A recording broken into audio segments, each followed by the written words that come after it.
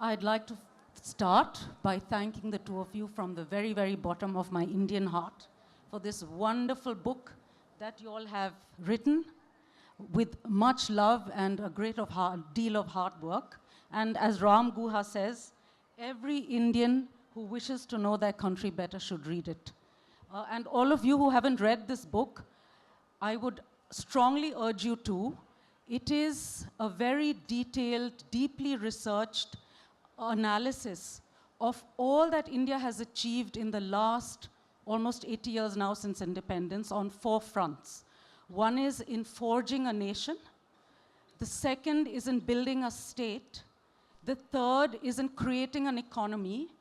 And the fourth is in modernizing a society on a scale that no other country has attempted, and doing all the 4 things at once, which again, no other country has attempted.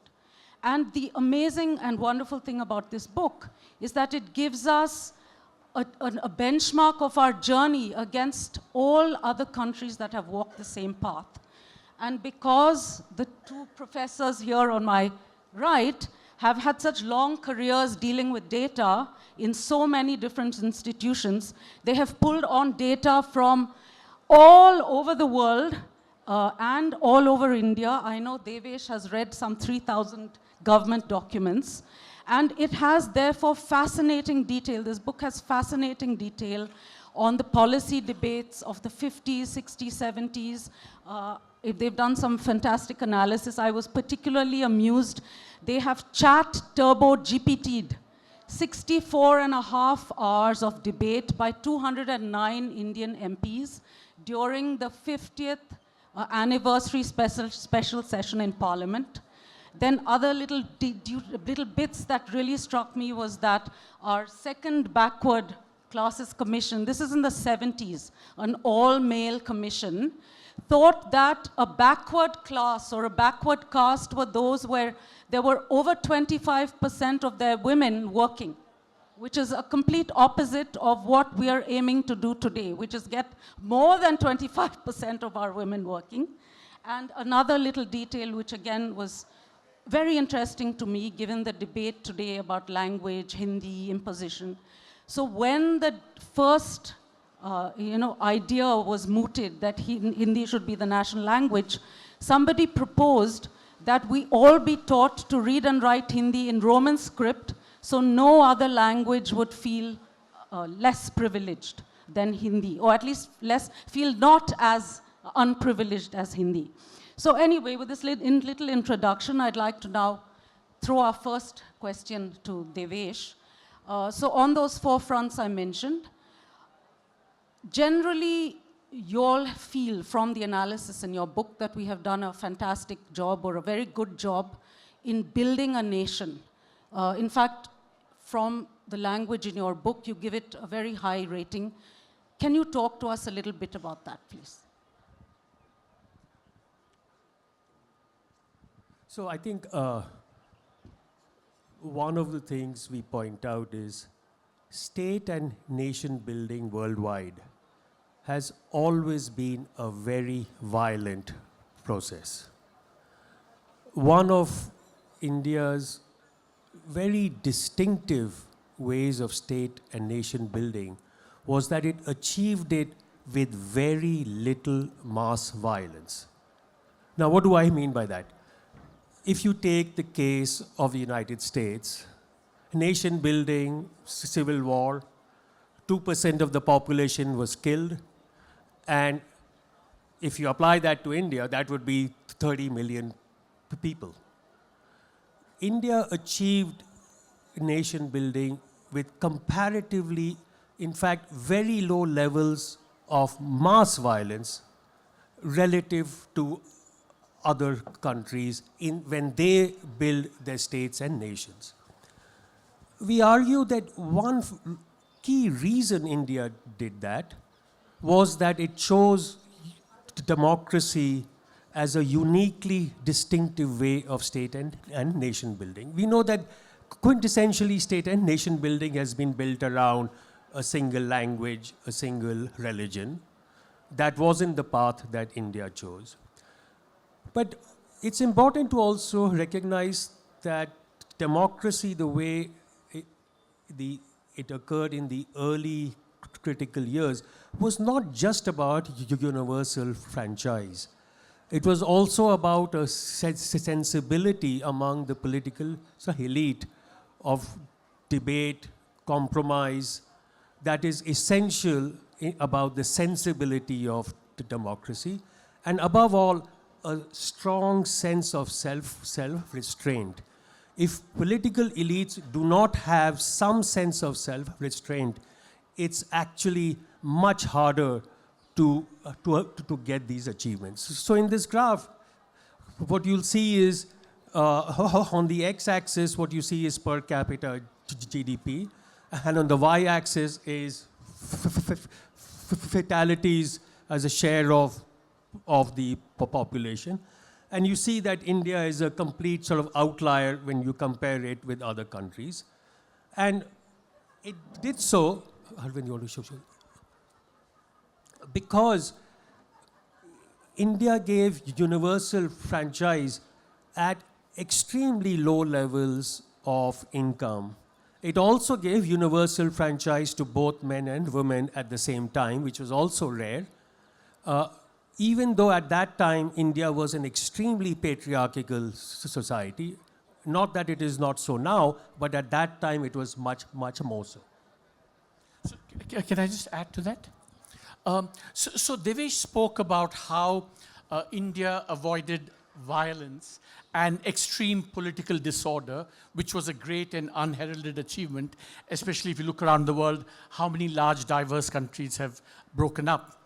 But there was also an economic dimension to this, which is avoiding economic disorder. Now, John Maynard Keynes, he was channeling Lenin. Lenin said, apparently, there is no surer way to destroy a society than to debauch its currency. Essentially saying that when there is very high inflation, what is hyperinflation? Basically, societies kind of disintegrate. And what's happening in Iran at the moment is actually testament to that. Inflation rates are about 30–40%. What this chart shows is that India, this shows inflation from 1961 to 2020. The Indian line is the black line at the bottom, and the other dotted line is inflation, average inflation among comparator countries like Brazil, Argentina, Turkey, Pakistan, you know, all China, etc. And what you find is that India has consistently lower rates of inflation, except for a very brief period after the oil shock, where India's inflation reached above 40%. India has had very low inflation and, most importantly, has avoided hyperinflation, which is something that is a great achievement. I mean, one corollary of that is, I always say that the job of the RBI governor in India is very easy because you know, the mandate to maintain low inflation is something that society wants. Democratic society in India wants low inflation, so to deliver that is not so difficult. So my next question, Devesh, deals with the issue again of our politics.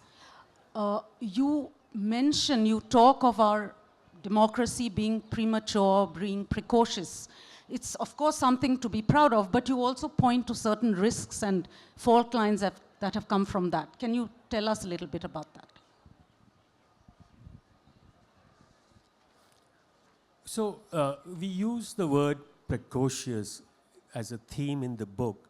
Precocious in the sense of something that is unusual in sequencing relative to the broader comparative context.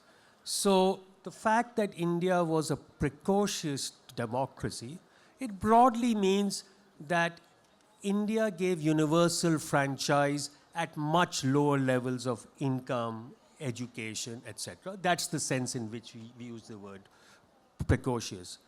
And as I said earlier, one of its huge positive implications for India is how India avoided extreme disorder in ways we don't recognize. How distinctive that was. All you have to look at the neighborhood and look at our neighbors and how much they've had to struggle with the disorder. Now, the democracy is always a double-edged sword. It's not that everything will be great. For instance, extreme political competition. We know that you cannot have democracy without elections. You cannot have elections without money. And one of the big drivers of large-scale corruption in India has been the need to raise election for financing. One of the reasons that has also, for instance, played a role in riots and communal violence is the need to polarize voters and the electorate in order to get electoral gains. These are some of the unhappy consequences of political competition from the democracy. So just to add to an economic dimension of the costs of democracy, we show, and this came as a big surprise to Devesh and me, this is a chart that shows what is the average fiscal deficit of the government from 1991 onwards. And we compare India again with other emerging market countries. And what we find is that India, and this came as a big surprise, has the highest fiscal deficit, about 8 to 10% of GDP every year. Remember, this is the time when the Indian economy was growing very rapidly, amongst the highest in the world, and you would have thought that taxes would rise. Actually, during this period, the tax to GDP is absolutely flat over the period of India's largest growth. And what you find also that, if you look at the spending, we catalog this in the book, the center, the states, the third tier, they're giving all kinds of subsidies to all kinds of constituencies and so on. So this fiscal state, which is so vulnerable, we call this the Kamadhenu fiscal state, like the goddess, bovine goddess of mythology, abundantly, indiscriminately giving to all kinds of constituents and vested interests. So the beauty about Indian democracy, it's not just that there are some very powerful interests who have captured the state.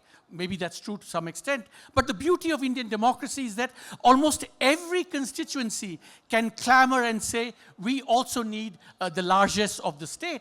And it's manifested in taxes, the poor, the middle class, the rich, the landed, agriculture, everyone is kept out of the tax net. And on the subsidy side, everyone is a beneficiary of government largesse. So we call this, this is a kind of cost of a precocious democracy where we are all accommodating and therefore it leads to a vulnerable fiscal state. Since the mic is in your hand, Arvind, I'm going to now go to the subject of the economy. Again, you'll see a precocious and a premature development sequencing there. Can you tell us a bit more about what our unique achievements are, where we can be proud, and what the dangers and the fault lines of that have been? Yeah, Devesh spoke about, I think, the greatest achievements, right? Which is nation building, state building, sustaining democracy, cooperative federalism and trust between the center and the states. I want to focus a little bit on one of the costs of the precociousness. So Devesh spoke about I think you should explain the precociousness, maybe the okay. One or two slides earlier. Earlier, backwards? No, earlier. Yeah. So in the book, we use the term precociousness in three senses. One is the political sense, which Devesh spoke about, democracy before development. There's an economic dimension to this precociousness because most countries do, successful countries go from agriculture to manufacturing to services. And I'm just going to show you how India didn't do that and paid a price. And the third sense in which we use it is, of course, that the policy choices that Indian policy makers made was also very unusual. We emphasized redistribution before building public goods like infrastructure, health, and education. Even within health, we prioritized population control and disease control over sanitation and public health. And in education, famously, we prioritized higher education over primary education. So here I want to focus on what is the economic manifestation and the cost of the precociousness. On the left-hand side, the chart that you see, it shows what is the income of various migrant groups in the United States relative to the per capita GDP of their counterpart back home. And what you see is India is number one, which means that the average income earned by an Indian American in the US is about 30 to 32 times his or her counterpart in India. And that's the thing. And of course, we're all proud about the fact that the Indian educated elite overexploited globalization through emigration, right? They left, their talents were at the service of the United States. But there's a flip side to that precociousness, which is on the right-hand side of that chart. What the y-axis shows is what is the share of a country in global exports of low-skilled goods, apparel, clothing, textiles, electronic components, footwear, etc. And the x-axis shows the share of that country in the labor force. Now look at China and India, opposite sides. China has about 22% of the labor force and 40 to 50% of global exports of manufacturing, low-skill manufacturing. India is 2 to 3%. What we did not do was give the vast Indian labor force, those export and therefore employment opportunities, which was the economic cost of the precociousness. To summarize, India's educated elite overexploited globalization through emigration. India's poor were shortchanged because we did not take advantage of the trade opportunities provided by globalization. So in fact, there's one more fact which Arvind forgot to mention, which is that we Indians are the highest income earners in the US, even above the Chinese. So just to add to Arvind's point, by not exploiting labor-intensive manufacturing, that also meant that female labor force participation was much lower. Generally, the focus on heavy industry early. Heavy industry worldwide, the labor force is largely male. Steel plant, the labor will be male. Light industry, labor-intensive manufacturing, like assembly or garments, worldwide has much more female labor. So by shortchanging labor-intensive manufacturing, we also shortchanged female labor force participation. I just forgot to add one point when you asked about the costs of the democracy. One cost with large economic development consequences was the lack or very weak land reform. We know that the East Asian story, etc., that land reform is key for higher agricultural productivity, which sets the foundation for economic growth. In no country, democracy that is a democracy, you can see land reform. Land reform is only done under very authoritarian or revolutionary systems. It occurs in Japan and Korea because of US occupation. Democracies almost nowhere in the world have ever achieved significant land reform. So in fact, the next slide shows us what the cost of this unfulfilled transformation is, which is of the Mahatma metric, which you all will explain to the audience, which I found really one of the most striking charts in this book. Firstly, I mean, we're at a literary festival. We don't want to bombard them with economics. Just to give you a sense of why we call this the Mahatma metric. So Mahatma Gandhi, before he set out on his salt march in 1930, he wrote to Lord Irwin, the Viceroy, saying, you have forfeited your right to govern this country because the ratio of income of the Queen, was it the Queen then? Or King? The ratio of income of the King of England to the average British citizen is much lower than the ratio of you, Lord Irwin, relative to the average Indian in India. So in a sense, Mahatma Gandhi had intuited that inequality, especially inequality at the very top, can be corrosive for society. So what this chart shows basically is, on the y-axis, the number of billionaires in a country, and plots it against the country's level of economic development as measured by per capita GDP. And what you find is that the USA has the most billionaires, China next, India next. But the key thing is that India has many more billionaires than other countries did at a comparable stage of economic development.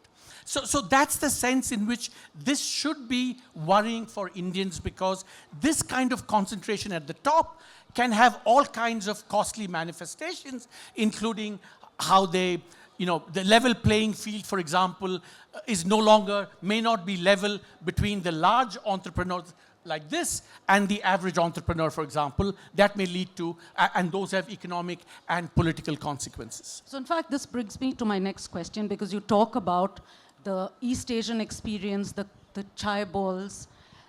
We are in a way appearing to be doing the same thing today, trying to promote our national champions. But you all mention the things we are not doing which the East Asians did. So what do we need to do for our companies to be truly global players?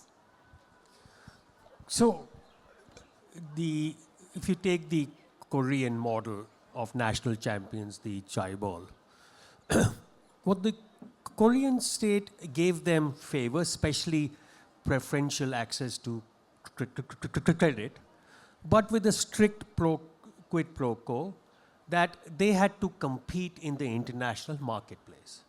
That forced these companies to invest in innovation, because otherwise you cannot compete in the global marketplace.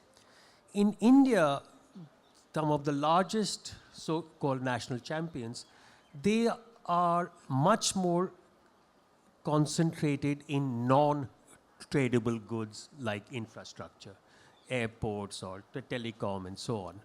So in other words, there is no external competitive discipline which the Koreans had. So it's not surprising if you compare a Hyundai and Samsung with Adani and Ambani. Just look at the number of international patents filed by both.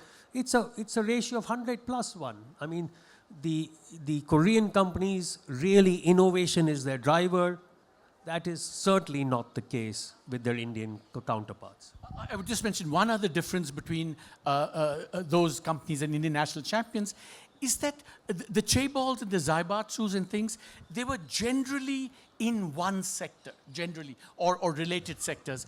Our Indian national champions are actually conglomerates with their tentacles spread in many, many, many sectors. So we need to be a bit more cautious and anxious about their influence, because they can then chill private investment in all these sectors, because competitors may be afraid to enter because of the regulatory favors that are granted to these national champions and which completely disadvantage their actual and potential competitors. So in fact, my next question goes a little bit back in the history of our economic development, because it's a theme that plays through your book, where you talk of the mischaracterization of the 4 phases of our growth. So in particular, I want to focus on 2 things you all say. We thought we had import substitution, but we were creating scarcity. And we had East Asian performance without East Asian policies.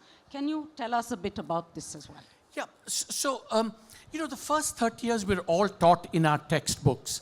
The way we teach Indian economy is, the first 30 years was a phase of import substituting industrialization. Essentially what it means is that we shut ourselves off from foreign competition, that's the import substitution, to incentivize domestic entrepreneurship and domestic capital. So the aim of the protection is to give greater incentives for domestic entrepreneurship. But what we did was we turned around and we stymied our domestic private sector through all kinds of controls and famously licensing. So essentially, if you look at that era, you have 4 sources of supply to a market: foreign supply, shut out. Efficient private sector supply, heavily stymied. Inefficient public sector supply was favored, and inefficient small-scale supply was also favored.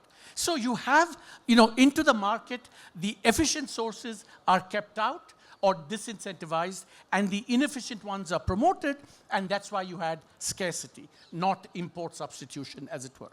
The second point is something that we all forget, is in the phase that when India grew very, very rapidly, after the famous Manmohan Singh, Narasimha Rao reforms of 1991, we opened up the economy, we deregulated, allowed more private sector to come in, and so on. And India grew very, very rapidly. So between 91 and say 2015, India was probably the top 3 or 4, top 5 in terms of economic growth. Everybody knows that. But we were also, our export growth in that period was amongst the top 3. And this was not just export of services, but also manufacturing. So what we say is that it was a period in which our growth and trade outcomes were like the East Asian tigers. But they were very un-East Asian tiger in 2 ways. The East Asian tiger, as Devesh just said, the government provided all kinds of incentives, cheap credit, subsidies, etc. The Indian reform had no such industrial policy. We just reduced our tariffs. We did not do exchange rate manipulation like some of the East Asians did. We didn't create massive export processing zones, etc. So our policies were very straightforward and not the interventionist kind like in East Asia. The second, alas, sad difference with the East Asians is, while we got a lot of trade growth and manufacturing growth, it was mostly skill-intensive and capital-intensive manufacturing growth and not labor-intensive manufacturing growth. And then we devote a whole chapter to saying why that was the case. So if we had not done what we did then, if we had focused more on labor-intensive, if we had not focused on this scarcity creation which happened by default, where do you feel we could be today, given that you all have studied all the world's countries and economies for the last 80 years? Where do you think we would have arrived today? Which sectors would we be strong in? Would we be amongst the 5 fastest growing? What is your own view on this? So the question is, obviously, if you've done all the right things, I think to me, the greatest tragedy is for me I'm going to give you bad news and good news both, okay? The bad news for me is this right-hand side chart for us is the biggest development failure, that we were not able to provide manufacturing, formal sector jobs to tens and hundreds of millions of relatively poor Indian workers. And that was, I think, the biggest development failure. Had we done this right, you see, even today, the share of organized sector in total employment is less than 10%. So I think that's the biggest. So if we had done that right, which sectors do you see us having been competitive in mostly, and being dominant in today? The sectors that China has dominated, for example, labor-intensive sectors, apparel, clothing, footwear, furniture, toys, textiles, and more recently, electronics as well. Would we still be an IT power? That's a good counterfactual question. I think that not sure. I don't have. All I can say that because we became such a powerful high-skill services economy, that did dampen our ability to do low-skill manufacturing. But if you just permit me to, if that's the good news, I don't know whether you were planning to come to this or not. The good news is that, when you say, would we have become like China? And that's the question that everyone asks. I don't say like China. Okay. Something different from China. Okay. But Indians generally say, wish we could be like China, wish we had less democracy so that we can be as dynamic as them. So this chart is actually one of the big surprises for us in the book. It plots the per capita GDP of all the Indian states against all other countries. And what we find to our surprise is 1/3 of the Indian states, the South, the West, and Haryana, and brace yourself for this, they grew almost as rapidly as China and for as long. So the question for India is not, why can't India be as dynamic as China? The question becomes, why can't the 2/3 of India be as dynamic as the 1/3 of India, which has grown as fast as China? I think one of the unresolved puzzles in the book is we constantly see how critical labor-intensive manufacturing is for a country to move up the development ladder, and why no political party, and even India's intellectuals, broadly speaking, simply do not see that as a priority. You know, your priority might be to build a mandir, or do a caste census, give some freebies. All those are priorities. But the most fundamental driver for a low-income country, for broad development growth, inclusive growth, this labor-intensive manufacturing, and do whatever it takes to make sure it grows. Absolutely, if there is one uniform agreement across political parties, is neglect. And just to substantiate, not just what all that Devesh said is right, but even when India implemented the PLI scheme to subsidize manufacturing, labor-intensive industries got short shrift. It was, electronics, pharmaceuticals, renewables. I'm not saying they should not be, all should not be incentivized, but the fraction of subsidies devoted for labor-intensive was almost negligent and pitifully small. So this brings me to the next question, this chart you've just shown, which is about, the federal fiscal state of India, which again you give a fairly good rating to. You say, India's fiscal federal arrangements could on the whole be considered a reasonable success. However, you flag a defining, demarcating shift in Indian fiscal federal arrangements, similar to that seen in 1991, when India broke with its socialist past and embarked on a neoliberal path. Can you just tell us a bit more about this and what you see as the solutions? Because you point to the emergence of contentious federalism as opposed to cooperative federalism, which we had all these years. So I think broadly, one thing, if you look at the broad sweep of history, I think that there have been two major achievements on fiscal federalism, right? One is we have managed to equalize resources across things so that, you see, one of the aims of fiscal federalism is we're all part of a union here, and therefore the access of a citizen in Kohima or, Kozhikode should be similar, right? And what this chart shows is that by and large we've achieved that. Over time, the richer states have transferred fiscal resources to the poorer states. And you see that, both the line and the graph are rising as a share per capita, in terms of per capita, as a share of GSDP, they have been rising.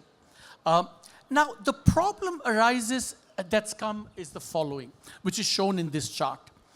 That over time, these transfers have risen. The biggest beneficiaries of the transfers are the two regions above the line, the Hindi heartland and the East. They've basically received more resources than they have contributed to the tax kitty. And the ones below are those who have given more than they've contributed. The one puzzle is the following. You'll see in the lines below, the southern states are not the biggest fiscal donors. Yet today, the biggest, noisiest clamor and grievance is expressed by the southern states. So immediately we can kind of intuit that the problems of the southern states are something going beyond fiscal transfers. Could be looming delimitation or the kind of cultural hegemony that they perceive in the imposition of Hindi. However, the grievance has legitimacy in the following sense. You will see that the transfers are rising and rising and rising, and people feel that you cannot, while poorer, richer states do want to transfer, it cannot be open-ended. But even more important, the perception is that these are being made in the context of underperformance by the beneficiary states and consistent overperformance by the donor states. So in a sense, these transfers create perverse incentives which need to be fixed. So do you have any solutions for how we can fix that in a politically acceptable way? So just to, our discussion of fiscal federalism is within the larger context of sort of nation building. In a country like ours, which is a federal system with very different cultural ethos, it's a large system, federalism and fiscal federalism has been an important instrument in building together a nation. And for that, of course, you require trust between the center and the states. And that trust, we argue, is something that is now stressed. And that can pose much more severe development challenges, because most development challenges in India, whether it's air pollution in Delhi, fertilizer subsidy reform, GS, everything requires cooperation between the center and the state. Cooperative federalism is key to addressing India's larger challenges. If there is mistrust between the center and states, you weaken both a key instrument of addressing those challenges, but you also begin to weaken the nation building goals. So the last front that you'll analyze our performance on is society, human development, and so on, where sadly we perform very poorly despite having lifted millions out of poverty. And you talk about our failure to provide public goods, but the focus on welfare. So maybe you can talk a bit more about that, because really we need that discussion today where we are going more and more in the direction of reservations, handouts, and so on. So what do you mean by public goods to lift more out of poverty? So, I mean, I think we are also aware that perhaps one of India's biggest failures has been on human development. I mean, what is the one thing that India really has in excess of? That's people, which is why the title of our book is 1/6 of like humanity. What is the one thing that India miserably has failed in really investing in? Well, that is in its own people. And this was especially the case in the first few decades. Ironically, most socialist systems, the one thing they're good at is primary health, primary education, and we did a absolutely abysmal job. And there's a range of reasons why that may be the case. Post 1990s, as growth grew, there were much more fiscal resources, so there was much greater spending on education and health. The demand for education grew because the rate of return to education grew. So poor people, if the public schools were bad, they shifted to private schools, all of that. But even then, you know, even schemes like Sarva Shiksha Abhiyan, etc., the focus has always been on the physical inputs, providing more money, more schools, all of that, all of which is important, but much less focus on outcomes, especially learning outcomes. And that is true at all stages of education. In fact, we show that India has vastly over-invested in higher education. The gross enrollment ratio is much higher than countries at comparable levels of income, whether it was China or France, etc. And this emphasis on quantity without paying attention to quality has been one of the severest weaknesses of India's human development story. So can I just add to that? So this is the chart that shows how India's Human Development Index, evolved over almost 70 years. In 1953, the number 63 behind India means it is the 63rd worst performing on a broad measure of human development, which includes health and education. In the first 30, 40 years, we regressed from the 63rd worst to the 79th worst. And then afterwards, we have improved, but we're still amongst the bottom 40 in terms of human development, which is what Devesh spoke about. But there's one thing our book has shown, which something we should be careful about, which is the nuance, is that, as Devesh said, after 1990, we have improved on a lot of scores. But the interesting thing is, there's a pattern to the improvement. For example, infant mortality, our reductions have been almost as good as anyone else, but on nutrition, it's been very poor. So infant mortality, life expectancy good, nutrition bad. Infant mortality reasonable, but child stunting very bad. Gross enrollment, even in primary education, 100%, but learning outcomes very weak. So the puzzle for us, all of us to understand, is not why things were uniformly bad, but why did some improve? And as Devesh put it nicely, things like, the quantity improved, but the quality maybe didn't. And we try and offer some explanation for why that's the case. So I'll end this section by reading a quote which struck me. The socialist era was particularly bad on the very outcomes that socialism was meant to privilege. So I will ask you my last question before I throw the floor open to the audience, which is, please tell us a bit about this data issue. The IMF has talked about issues with our GDP measurement. You talk about it in the book. Please expound. Okay, so first of all, let's say the book is full of data.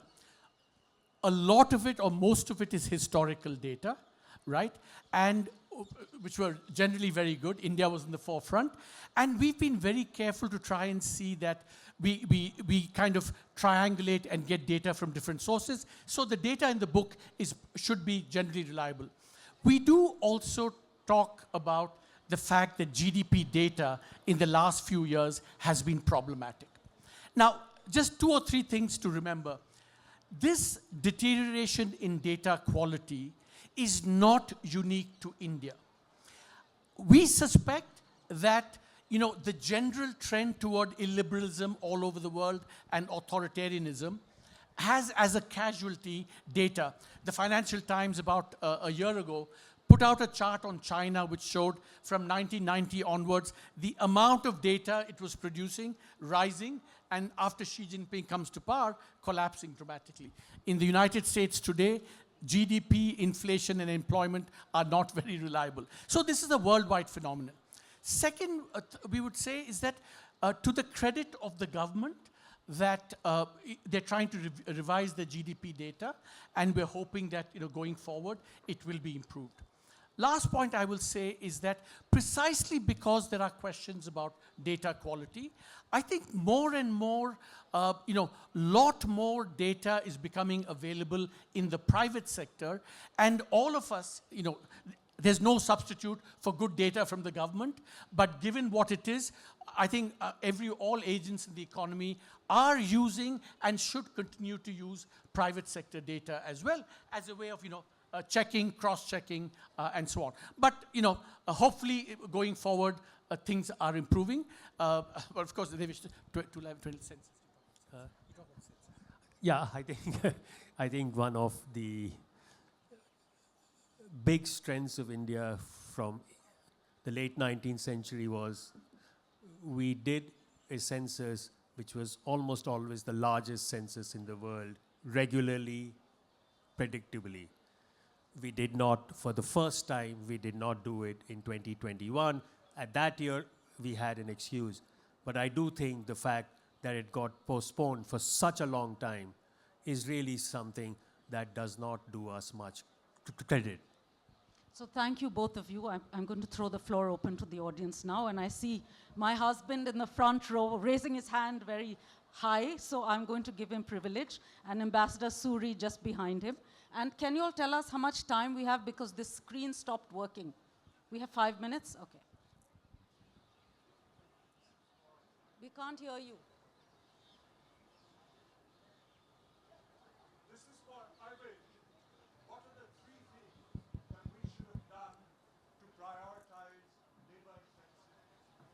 The question is, what were the 3 things we should have done to prioritize labor-intensive exports? Yeah, I would say, let's just say, first, if you look at the East Asian experience, all of them had very rapid increases in agricultural productivity because that's what led to the increase in rural incomes and rural demand for labor-intensive manufacturing. China famously, 78, they had a boom in agriculture, and then that created so much rural income that sewing machines, bicycles, etc. exploded via these so-called township and village enterprises. FDI came later in China. So that agricultural failure was one. Second, there's no doubt about the fact that our regulatory environment does not favor becoming big. We call this midgets making widgets. So for example, in order to export labor-intensive goods in this modern economy, you have to have scale. You have to have companies employing 20, 30, 40, 50,000 people. And until very, very recently, we were not able to do that because of all kinds of political and regulatory reasons that did that. I think there's a third very subtle point about why this happened, and I'm going to ask Devesh to explain that. So one thing which we show is that we normally think that labor-intensive manufacturing did not take off because of a whole spate of rigid laws on sort of labor. But one of the things we show is that government labor markets have been a major impediment. By that we mean most government employees are what is now known as Group C employees. They used to be a Group D, etc. Those wages are set much higher than market wages, which is why millions, tens of millions of young people will study for exams year after year, hoping to win the lottery to get the government job, but will not take a job in a factory because, of course, the wages are much lower. You don't have pension, this, that, and the other. So the government labor market has been a major distortion which has affected labor-intensive manufacturing. Can we take one last question? Okay. Ambassador Suri? Yeah, okay. Yeah, so do we have time for 1 or 2 more questions or just one? One more in addition? That's it, okay. Devesh, you spoke about the importance of cooperative federalism. Does the frequent rhetoric about double-engine sarkar run counter to the concept of cooperative federalism? I mean, not necessarily. I mean, there might be greater trust between a center and a state if they are from the same political party. However, that does not mean that if a political party, which is an opposition party, it is an opposition party, it is not an enemy party. But if you treat it not as an opponent but as an enemy, then you sow the seeds of distrust, which frankly can be quite destructive to a federal polity writ large. So while the first might be helpful, the second need not be a big barrier. After all, for decades we've had different parties at the center and states, and the opposition-run states have managed to do well, especially in the south. So just to add, coming back to what Devesh said, right? I mean, democracy is not just about elections. Democracy is about a deeper sensibility about accommodation, compromise. You know, the one great early book written on the Indian Constitution by Granville Austin, he said, the best description of Indian democracy was not compromise, but accommodation. So essentially, therefore, if you lose that democratic sensibility, cooperative federalism will be an inevitable casualty. So now we must accommodate the next session, and I must close here and thank our 2 speakers. In fact, Arvind, it's a privilege to sit next to you. We have followed your work for so long, and you too, Devesh. Thank you very much. Now that the